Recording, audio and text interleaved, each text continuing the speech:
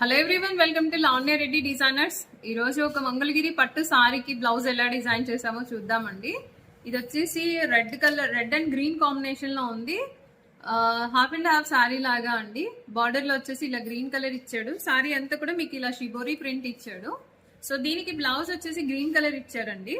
So green colour లో ఇప్పుడు సారీలో ఉన్న రెడ్ కలర్ తో ఇలా హైలైట్ చేసాము. ఆంటీ చాలా సింపుల్ గా అడిగారు.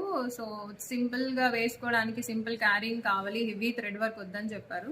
సో అందుకని మేము ఇంత సింపుల్ గా చేసామన్నమాట. బ్లౌజ్ అంతా కూడా మీకు ఇలా కచ్ వర్క్ వస్తుందండి నెక్ లో.